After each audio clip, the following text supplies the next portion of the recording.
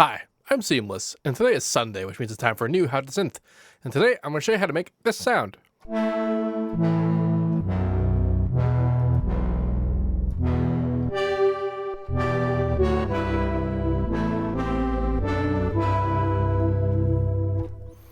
This is a super duper basic sound, and I'm going to show you how to do it with pretty much everything, because I used almost nothing that was specific or cool with Serum, but I did it with Serum just to illustrate how you can do it with everything. Not that Serum necessarily is a simple thing. I'm actually trying to use it more, and I am doing this by sort of incorporating it into as many tutorials as I'm able to. Anyway, so this sound is essentially a variation on the pluck concept. The pluck concept is the idea where you have an envelope on a filter, and then you start up and go down. That'd be a pluck. And now we're kind of adding a little bit of attack time to it.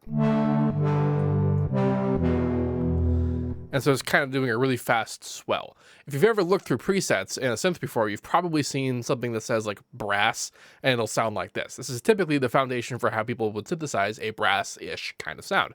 There's a lot more interesting things you can do to make something that sounds an awful lot closer to what actual brass sounds like, but none of that matters when we talk about synth presets. So in this case, I'm using the two oscillators. They're both with full 16 voice unison. Detune is pretty deep on one and then not so deep on the other. I'm using the asymmetrical mode just to do something interesting, but that didn't really matter. Honestly, it could just have been just normal. Didn't really matter. This is basically a supersaw. This is a supersaw plug. A supersaw swell, I guess. So yeah, that's what that's doing. It's just kind of doing that there.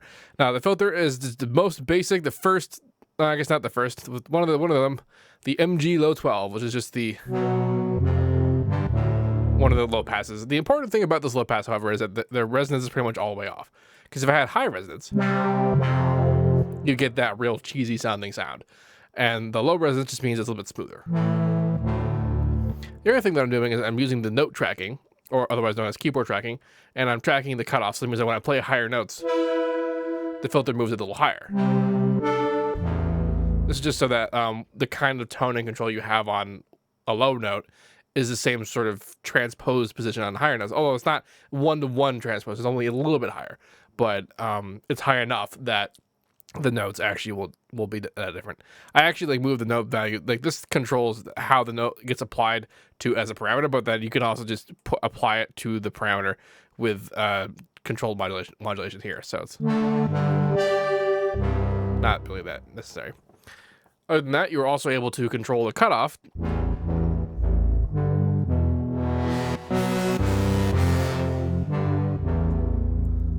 to just kind of do normal things. I just realized that's super duper loud.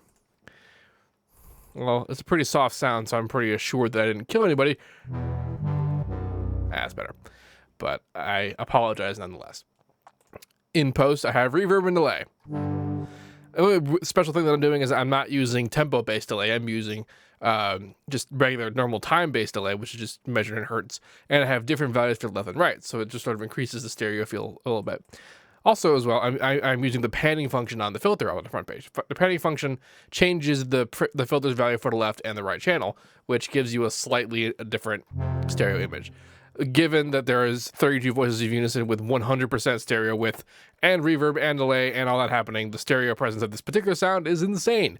And so, I mean, I honestly didn't need to do that much to just make it to be that way on the offset. But I decided to see what I could do anyway. So this is pretty neat. Oscillator B is also 7 semitones above the root, which means that it's a fifth higher. So that's why everything I'm playing is a fifth. Otherwise, it would sound like this if it were all together. You might not like every note to be a fifth, but it does interesting things when you try and play your normal harmonies with it, like what I was doing earlier with I was doing the E and then the B. Because then a 5 out of B is actually a 2 in the root. So you create a chord that you might not necessarily have been planning for.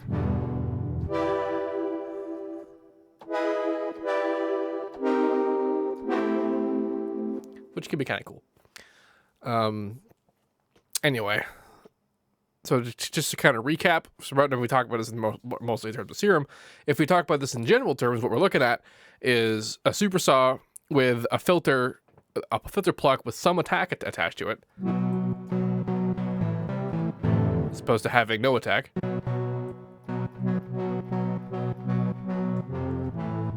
Has some attack. Then the K is slightly longer as well, but that's up to you how you want that to happen. And I mean, that's really all there is to it. Everything else is just reverb delay, and then stereoizing, and then small touches of things that you're doing. It's just super saw and then filter pluck. You can do that with literally anything. You could do that with a recording of a saw wave and not even a plugin. A sampler, the sampler in FL could do that with a filter. It's super, just unbelievably basic. And I'm showing this to you because it's a foundation for a lot of things. And if you, now that you have this in your head, and you know what that sounds like, you know what that sound is, if you go and listen to a lot of songs and you just kind of listen to the background elements, especially because this is a pretty typical like pad sounding, like, maybe in the breakdowns or the intros or the more melodic elements found in certain songs, you'll hear the sound pretty much everywhere because it does a good job of being that kind of in-between ideas kind of thing. Every once in a while you hear it in a lead roll or a very in-your-face kind of chord progression, but that's how you make this sound. Anyway, I'm not going to give you a patch for this because it's like the second most simplest thing in the universe, and you should learn how to do it because it will make you a stronger person. If you have any questions about this, please let me know. Don't forget to like, comment, subscribe, and all that good stuff. And as usual, have a nice day.